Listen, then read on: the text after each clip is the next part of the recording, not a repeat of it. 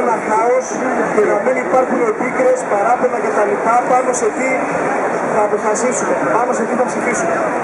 Κάθε ένας ομιλητής που θέλει μέσα από αυτό που λέει να κάνει και μία συγκεκριμένη πρόταση, στο τέλος αυτό το οποίο είπε και πρότεινε πρέπει να το δώσει πίσω εδώ στους ανθρώπους που κρατάνε τα πρακτικά.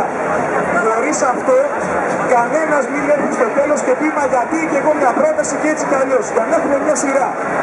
Γιατί πρέπει κατά τις 11.30 να κάνουμε μία σούμα ποιες είναι οι προτάσεις για να μπορέσουμε να καταλήξουμε σε κάτι, για να μπορέσουμε να μείνουμε και εδώ. Επομένως, εδώ οι φίλοι συναδέλφισαν. Αν έχεις πρόταση, αυτό που είπες, να το καταγράψεις πίσω. Επομένως, κάνουμε αυτό που έκανε. Συνεχίζουμε τα νούμερα που είχαμε τραβήξει από πριν.